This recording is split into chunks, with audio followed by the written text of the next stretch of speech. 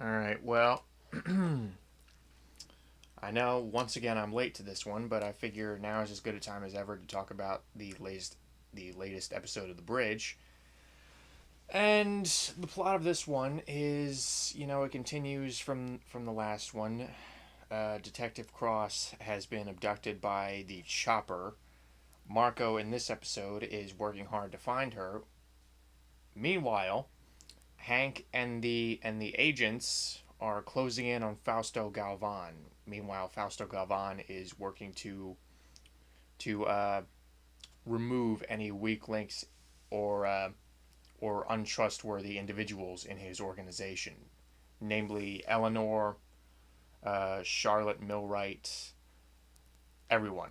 So so that sets the stage for a pretty explosive last act of the episode. But I should talk about what didn't work first. Get the negatives out of the way so I can talk about the positives. Um, Really, on the surface, there wasn't really a whole lot on this episode that was superior or inferior to previous episodes because the acting is still very good, the cinematography is still gorgeous. Um, it still really nails its setting, especially in those desert scenes.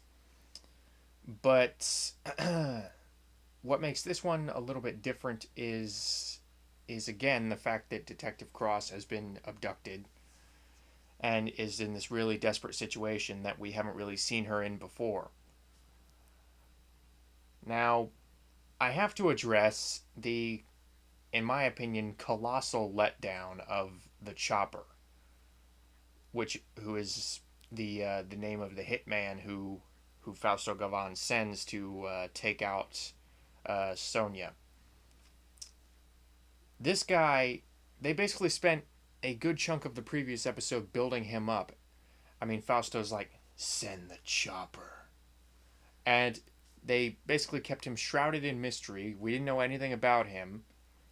We just knew that he was this gringo hitman who who Fausto sends on certain missions. I mean, we were led to believe that he is really good at his job. And when we get to this episode, he has got to be one of the worst hitmen I've ever seen in recent memory when it comes to the media. Because because not only does he carry Sonia outside out of her house without any sort of disguise or bag or anything to hide the fact that he is committing a crime by kidnapping, but in addition, he does not kill her right away. He puts her in his van and drives off into the freaking desert, and then starts digging a hole to to presumably bury her in. Still doesn't kill her, by the way. I mean, I know you have to suspend your disbelief to to a certain extent, considering this is a main character, but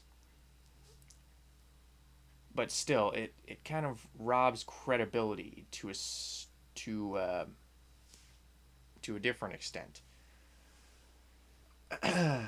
So not only that, he granted she is taped up to where she can't exactly cover a whole lot of distance, but he's like, go ahead, I'll find you when I'm done.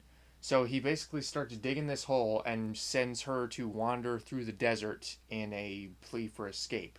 Now, before this, he was like, I'll make it quick. I'll make sure the animals don't get you. Which already sending her out to wander the deserts and and possibly causing her to die in the desert kind of jeopardizes that statement. But also, you don't know who else is out here. So so yeah, you are essentially jeopardizing your entire mission for no foreseeable purpose. Um, and then and then towards the end, he gets taken out in one shot by Marco. Marco comes in, takes him out with one bullet, and finds Sonya and everything's okay. So there wasn't really a whole lot of tension there, especially given the fact that this guy is not the least bit menacing or interesting for that matter. We still don't know anything about his personality. Um, Brad Hunt, I think that's the name of the guy who plays him. He's he's not exactly a very menacing bad guy. He always kind of looks sad, like he's about to cry. Um, yeah, so the chopper was a bit of a letdown because, like I said, they spent a good chunk of the last episode building him up, and when we get to this episode, I'm thinking, wow, you suck at your job. Um, I mean, he's supposed to be this really accomplished hitman, and he just sucks. Okay, so that whole plot line was a little disappointing, and dare I say it, a little dumb. But on the extreme other end of the spectrum, the portion of this episode that worked really well was Eleanor's dealings with Charlotte Millwright, Annabeth Gish's character, and the subsequent shootout spoilers at Red Ridge.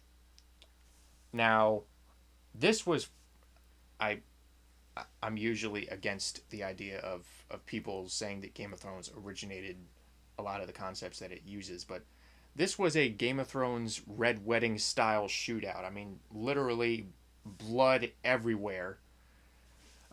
People getting gunned down left and right. Hank, we still don't know what happened to Hank, which is sad because he was honestly one of the more likable characters on the show, despite the fact that he was played by Buffalo Bill. Uh, let's see. Annabeth Gish's character Charlotte is finally dead, which, I have gotten some disagreements. People I've talked to said, well, maybe she'll become more interesting. I mean, I don't really think they would have kept her around this long if they didn't plan on doing something with her character to make her more interesting. Well, I say nay.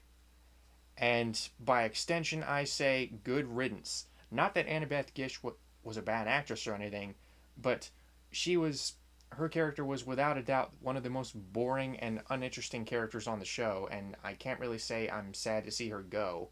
I mean, she had a chance to go to Alaska with Ray, um, which would have potentially at least bought her at least a year or two more of life.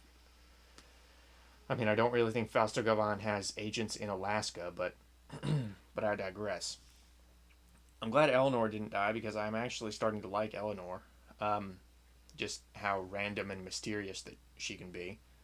You never really know what she's going to do. Franca Potente, I think, contributes a lot of mystique to the role.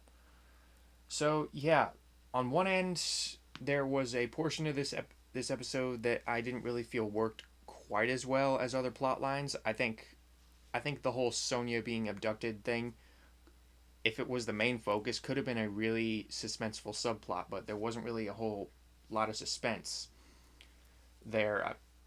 And even taking an episode from the first season when Marco's son was kidnapped by David Tate, the Eric Lang character. I mean, that was a really suspenseful couple of episodes that they did not resolve immediately.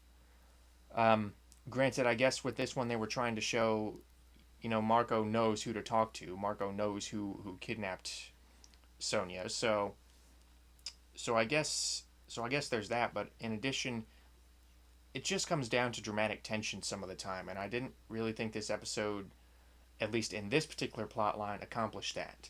However, the bloodbath at the end was pretty entertaining, and I don't mean that to sound morbid, but we really got a show of not only Fausto Gavon's power, but also this war that they keep building up, and how the war is coming to the U.S. Blah blah blah. So yeah, this episode was a mixed bag, but overall I enjoyed most of it. And if anything, it has me really excited for the next one.